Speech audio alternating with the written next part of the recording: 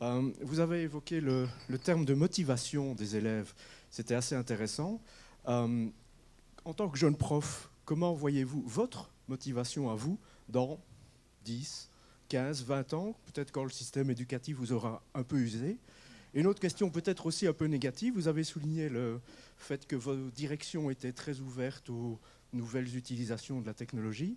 Qu'en est-il si vous vous retrouvez en face d'un inspecteur? Je sais que les inspections sont assez proches des enseignants et regardent assez souvent ce qu'elles font, ce que les enseignants font. Est-ce que vous avez déjà été confronté à ce genre de choses? Je commence.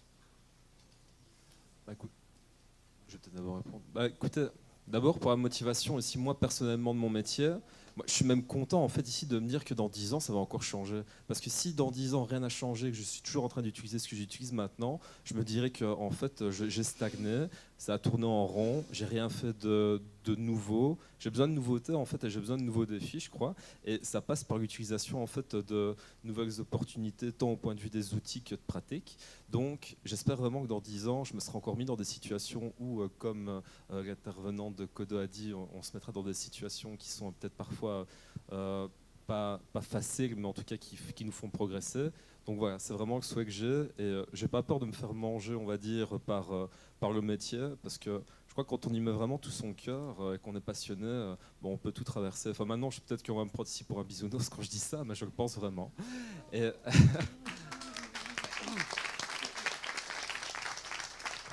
Alors, et alors, pardon, je t'en prie. excusez-moi. Et alors maintenant, peut-être pour l'inspection, bah écoutez, je ne me suis pas encore fait inspecter, c'est ma 5e année d'enseignement aussi, mais je crois que si je tombais devant un inspecteur, en fait, d'abord je lui montrerais les choses que j'utilise, et si après cet inspecteur en fait avait un avis négatif sur ce que je fais, bah, je crois que je l'enverrais balader. Voilà.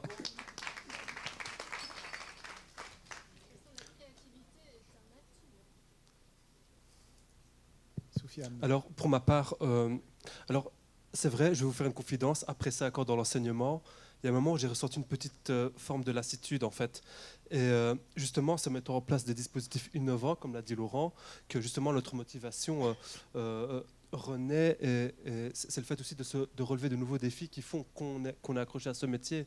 Donc, si je dois donner un conseil à un enseignant qui a envie d'arrêter ce métier, c'est justement de se poser de nouveaux défis et de faire preuve de créativité, de ne pas hésiter à exprimer sa personnalité dans son identité professionnelle. Donc je pense qu'en faisant cela, on peut s'accrocher plus longtemps au métier. Votre seconde question est extrêmement intéressante parce que souvent on a quelques sons de cloche assez différents par rapport à ce qu'on fait en classe. Par exemple, quand je présente certains projets aux conseillers pédagogiques, qui donc, ce n'est pas l'inspection, ce sont des personnes qui sont chargées donc de conseiller les enseignants, ils trouvent telle ou telle idée géniale. Ensuite, le syndicat aussi, parce que parfois quand on a des petites tensions avec son chef d'établissement, ben on va voir le syndicat. Le syndicat trouve aussi que telle ou telle idée est absolument géniale. Et voilà que pour telle ou telle raison, parfois, et j'ai déjà eu le cas, j'ai travaillé dans 28 établissements différents. Et ouais, j'ai fait beaucoup de remplacements un peu partout en Wallonie, à Bruxelles, enfin soit. Et je tombe parfois sur des directions qui sont fermées à certaines formes d'innovation. Ça existe. Alors, alors, par rapport à l'inspection, je n'ai jamais été inspecté en utilisant des dispositifs innovants. Donc, je ne sais pas si ça a été une bonne chose ou pas. Mais en tout cas, et j'aimerais terminer par une dernière chose, mais maintenant ça m'échappe. Euh, C'était par rapport. Enfin voilà, je pense avoir répondu à votre question. Est-ce qu'il y a d'autres Est-ce qu'il y a d'autres questions dans la salle? Ou d'autres remarques? Oui, Pascal. Voilà, juste une petite chose. On a parlé d'une plateforme où on mettait des vidéos en ligne, etc., qui était gratuite, ça me paraît très sympa. Mais comment faites-vous pour pérenniser un projet gratuit? Les vidéos ne risquent pas de disparaître au bout d'un temps parce qu'on ne sait plus payer les serveurs? En fait, les vidéos sont publiées sur YouTube. Donc on n'héberge pas les vidéos, elles sont disponibles gratuitement sur YouTube. Et le financement de Khan Academy est assez important et imposant aux États-Unis.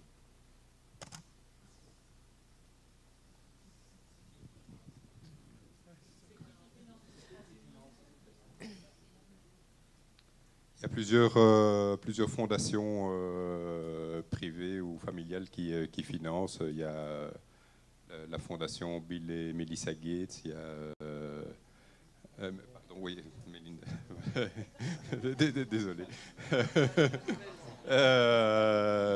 Mais en fait, il y a plusieurs centaines de fondations ou de personnes qui financent la Khan Academy. Et Bibliothèques sans frontières est également soutenue par différentes fondations françaises, ou ici en Belgique, c'est une fondation philanthropique familiale qui nous soutient. Oui, moi j'ai aussi une question pour vous. À la Khan Academy, vous aviez dit que les contenus étaient validés par toute une série de personnes. Et on dirait que c'est un peu une communauté en fait, de pairs qui ne s'organisent pas vraiment, mais qui valident, quoi, simplement, j'ai l'impression. Et sur votre dia, il était écrit comité scientifique. Alors, est-ce qu'il y a effectivement un comité scientifique officiel lié à la Fédération Wallonie-Bruxelles, ou comment sont validés les contenus de la Khan Academy pour la Belgique?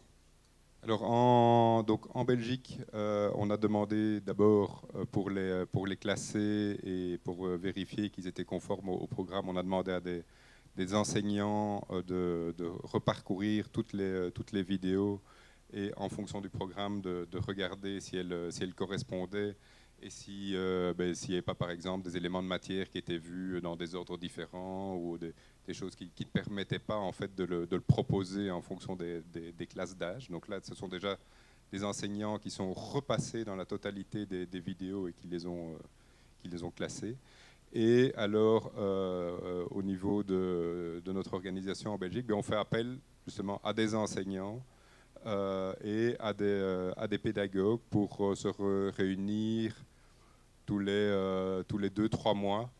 On leur envoie nos nouveautés. La prochaine réunion, ce sera fin du mois de mars ici. Et d'ailleurs, s'il y a des enseignants ou des pédagogues dans la salle qui souhaitent faire partie du comité scientifique, envoyez-moi un mail, parce qu'on recherche également surtout des enseignants qui sont dans le domaine primaire, parce qu'on n'en a pas pour l'instant dans le comité scientifique, et ça m'aiderait beaucoup d'avoir l'avis d'enseignants primaires sur la qualité des vidéos, mais surtout aussi comment toucher les enseignants dans le primaire pour introduire la Khan Academy. Merci.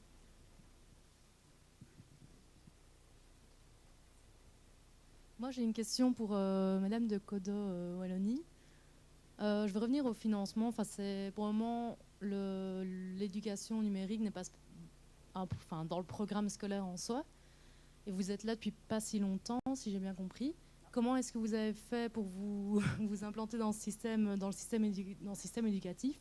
Par qui est-ce que vous êtes financé? Est-ce que c'est les écoles qui d'elles-mêmes vont décider de travailler avec vous? Ou est-ce que vous êtes associé à d'autres structures plus grandes? Voilà. Alors, je reprends un petit peu l'historique de la SOS.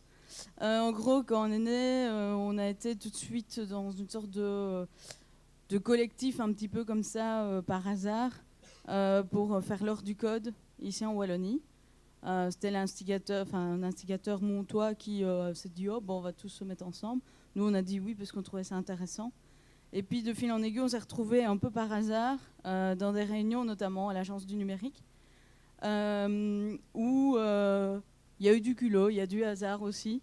Et on a eu cette chance qu'on nous a fait confiance parce que, sincèrement, une association qui avait à peine 1 an à ce moment-là, je ne suis pas sûre que moi-même, je me serais fait confiance à ce moment-là.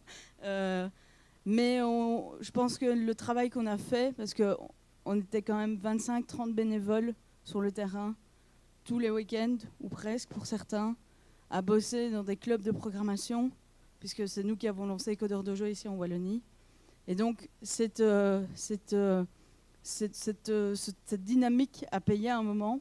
Et donc, effectivement, au moment où il y a eu Wildcode et où on s'est rendu compte que la stratégie numérique, ça passait aussi par l'enseignement auprès des enfants et des jeunes, on a saisi un peu la balle au bond.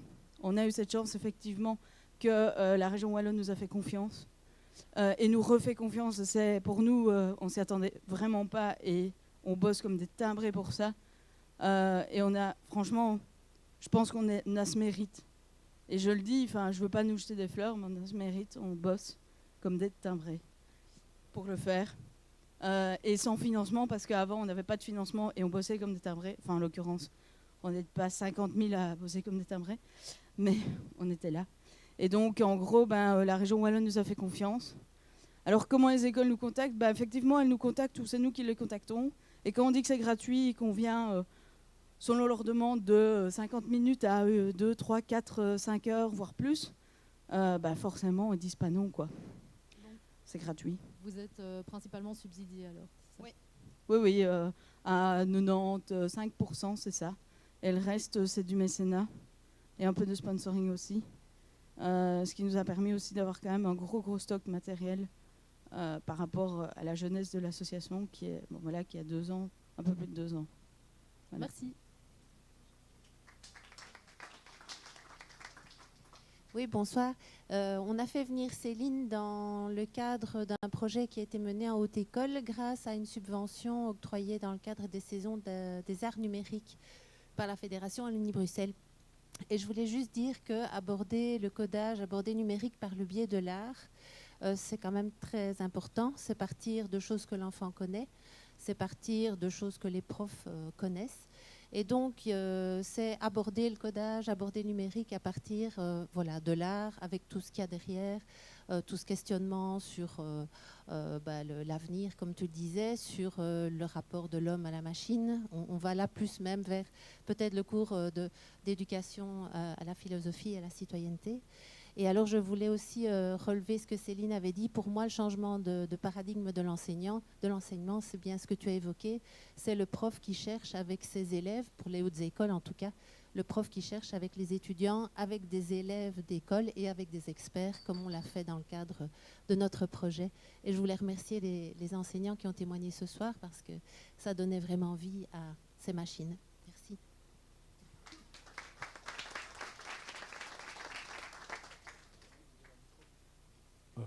Moi, c'était une question pour monsieur qui travaille chez Microsoft. En fait, je voulais vous demander, parce que moi, ça éveille toujours quelque chose quand j'entendais votre exposé, c'était le Microsoft a investi beaucoup déjà dans l'enseignement. Nous, on a une plateforme dans notre haute école aussi, 365, etc. Et je me pose toujours la question au niveau des données. Donc, je sais aujourd'hui sur Google Drive, par exemple, qu'ils peuvent réutiliser les données, etc. Et voilà, je voulais d'abord, c'était une première question. Ma deuxième sous-question, c'était par rapport à la manière dont on conçoit l'enseignement dans l'entreprise Microsoft, puisque c'est un modèle fort américain, on va dire, qui se base sur une idée fort ultralibérale de l'enseignement aussi, dans la manière dont sont construits les outils. Et donc, je voulais savoir aussi, voilà, d'un point de vue idéologique, comment se positionne Microsoft par rapport à tout ça. Moi, honnêtement, ça évoque chez moi des craintes, mais j'ai peut-être tort vous pouvez peut-être me rassurer. Je ne sais pas si j'ai cette capacité-là, mais je vais en tout cas vous donner des faits, et après, si ça vous rassure, tant mieux. Et après, on peut prolonger la discussion. Pour ce qui est des données, c'est extrêmement simple. Les données sont stockées en Europe sur des data centers européens. Et les données appartiennent à l'institution, elles n'appartiennent pas à Microsoft, contrairement à d'autres plateformes. Il n'y a pas de data mining, ce qu'on appelle du data mining, c'est du profilage, comme dans d'autres plateformes. Donc on est extrêmement clair contractuellement, on a une série de certifications qui vont bien plus loin que n'importe quel serveur ici en Belgique. Des certifications sur le respect de la vie privée, des normes ISO 27018, on est contrôlé, audité par la Commission européenne. Enfin, on a comme ça toute une série de certifications qu'on peut montrer, et à ce niveau-là, les faits parlent pour eux-mêmes. Votre deuxième question est plus large. Et bon, moi je suis européen, je suis belge, je suis wallon, j'habite ici, donc je n'ai pas le sentiment de contribuer à une idéologie particulière. Je pense que ça peut se discuter, mais l'enseignement chez Microsoft, pour reprendre votre question, il est abordé de manière finalement assez locale. Donc l'idée, c'est de partir de besoins qui sont fondamentaux, c'est-à-dire la collaboration, le partage. Bon, tout ça, c'est relativement universel. et ensuite de développer des initiatives locales en collaboration avec les partenaires locaux. Donc c'est pour ça que d'abord je félicite les 2 enseignants parce que c'était super intéressant vraiment. Et c'est de voir voilà, qu'est-ce qui marche ici, qu'est-ce qui fonctionne pas. Et donc, en gros, on travaille avec des enseignants de terrain pour nos solutions, pour les développer, les améliorer. Et voilà, il y a des choses qu'on n'aurait pas fait sans les enseignants. On a des outils de prise de notes au tableau, on a des outils de création, d'équations mathématiques. Voilà, ça, c'est pas du tout quelque chose qui est utilisé en entreprise, clairement, qui n'est développé que pour l'enseignement. Donc, on a vraiment, en gros, ce qu'on appelle chez Microsoft une verticale, c'est-à-dire l'éducation, c'est un pilier à part chez Microsoft. Et voilà. Après, c'est vrai qu'il y a des choses qui sont partagées au niveau des différents pays. On ne fait pas un Office 365 wallon. On fait un Office 365 éducation qui est valable dans le monde entier. Et après, il y a des spécificités locales et des partenaires locaux qui peuvent développer des solutions ad hoc pour s'adapter aux potentiels de compétences ou à tel réseau d'enseignement. Donc, voilà, c'est un peu ça la logique.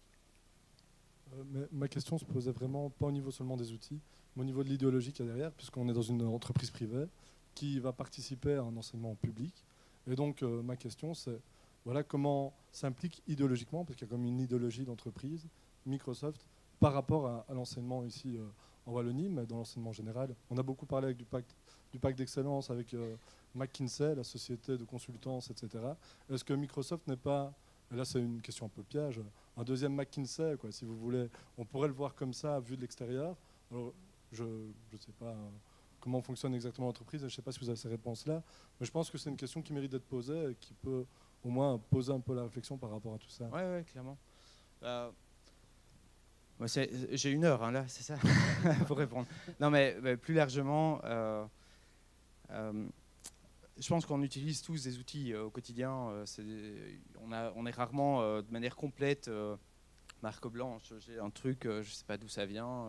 Voilà, on utilise tous des choses qui sont créées, générées par des entreprises. Donc j'essaie de prendre un peu de hauteur. Microsoft est une de ces entreprises, Google en est une autre. Et donc il y a des solutions qui sont très locales et chacun a un modèle économique différent. Là, ce qui est intéressant, c'est de réfléchir au modèle économique qui est derrière. Si on veut un peu gratter ce qui est dans une entreprise et pourquoi ils le font, c'est toujours intéressant. C'est pour ça que c'était intéressant de voir le nombre de questions sur le financement des associations, parce que ça dit quelque chose de l'association ou de l'entreprise. Et les différents modèles économiques des Big Five, comme tu les appelles, sont extrêmement différents. Amazon n'a pas le même modèle économique que Google, qui n'a pas le même modèle économique que Microsoft. Et donc, je pense que regarder contractuellement ce qui est dans les papiers, c'est déjà extrêmement intéressant. Donc, si vous avez envie de passer votre imprimante et d'imprimer les feuilles de contrat, c'est extrêmement intéressant de les lire, vraiment, si vous voulez faire cet effort-là philosophiquement. C'est extrêmement intéressant de voir les régulations, comment les choses sont réglées, et puis ensuite de comparer réellement ce dont vous avez besoin de votre institution. Donc si vous avez besoin de tel ou tel outil, Padlet par exemple, ça répond aux besoins de cet enseignant-là, il l'utilise avec brio, tant mieux, c'est que ça marche. Et voilà, je dirais que j'ai un point de vue très honnêtement extrêmement agnostique sur le sujet. Si la plateforme répond à vos besoins, tant mieux. Si elle n'y répond pas, c'est qu'on est mauvais, ou c'est qu'en tout cas, on n'arrive pas à rentrer en adéquation avec vos besoins. Donc voilà, c'est juste ce type de réponse-là que je peux vous faire en 5 minutes. Mais on peut en parler plus longuement autour d'une bière.